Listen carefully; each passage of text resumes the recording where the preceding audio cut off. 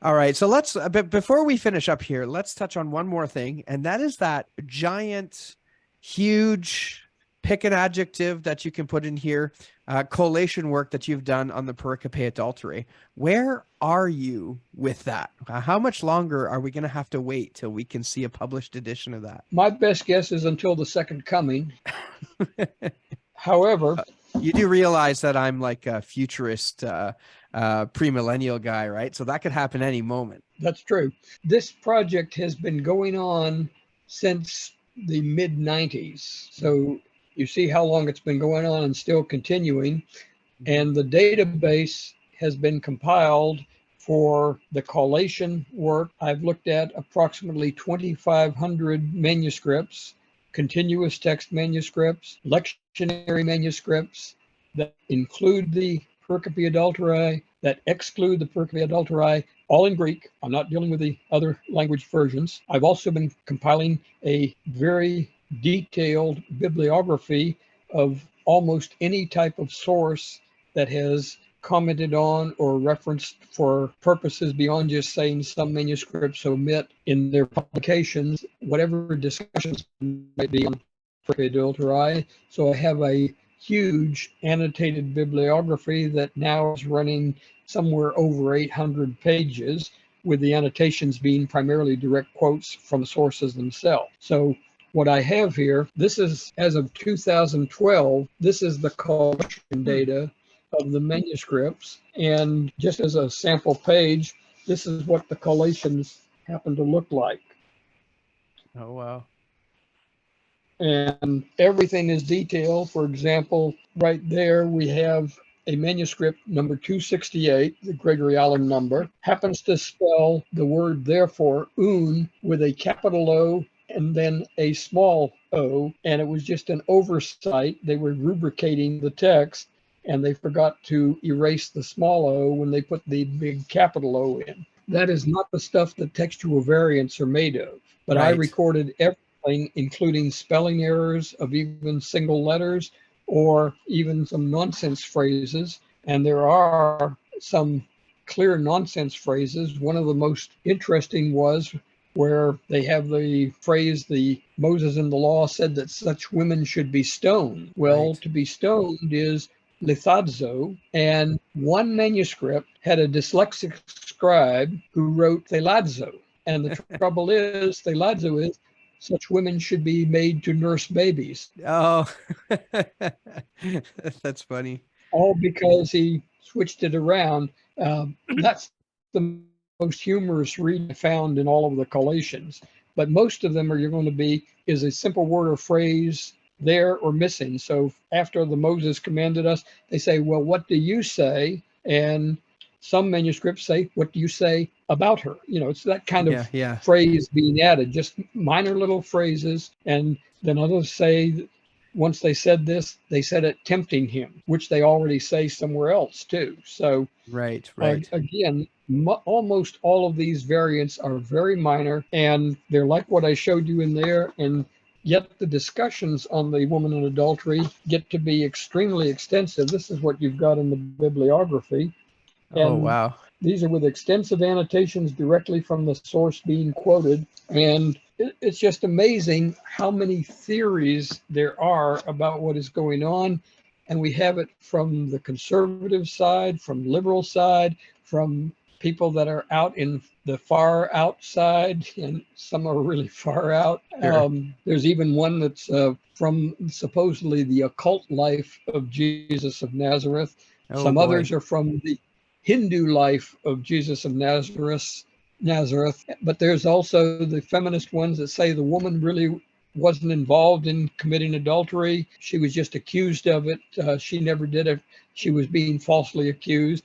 Everybody's got an Hmm. agenda, and they're all trying to take the story and twist it to meet their agenda. And you'd be surprised how numerous are the different interpretations of that passage. Right. In fact, the most common interpretations is that Jesus forgave the woman. Text nowhere says he forgave her. Yeah, that's He right. he basically just said, "Neither do I condemn you." Condemn you. And why? Because like he said to the man that said, "Make me divide." the inheritance among my families. Who made me judge or divider over you? His function at that point was not to be a judge. No one else condemned. There had to be two witnesses. If they were there, they left. When all the others left, after he said who was without sin, which doesn't mean sinless like Jesus. That's another misinterpretation. Everyone says, well, there's only one person without sin, so therefore only Jesus could have cast the first stone. Jesus could never have cast the first stone according to the Mosaic law. Right. He was not witness. There had to be two witnesses, and the without sin is about the ones that are bringing the charge. Are they doing it for the proper reason, or are they doing it because, as it appears, they were doing this to test him? It was a setup. So if you're without guilt in the matter and a witness, then you can cast the first stone. But if you're part of this plot, then you're not qualified even as a witness. And so after everybody leaves, Jesus, I'm not going to be judging you. It's not my function. He says, go and sin no more. It's a great admonition. And hopefully she followed what the admonition said, but he never actually forgave her because the issue of judging did not come up in this particular incident. Interesting. Well, one last question here. When is your work going to be published? When we'll be able to get our hands on it? Well, that, like I said, the rapture could come first, but nevertheless, the collation work is basically complete unless new manuscripts are discovered, in which case they'll be added to the database at any point. Right. However, many of the manuscripts that I looked at on microfilm, and this was in Münster, Germany, at the Institute for New Testament Textual Research, many of the manuscripts were very blurry. They had black and white manuscripts, some of them made as early as the 50s, and some were difficult to read.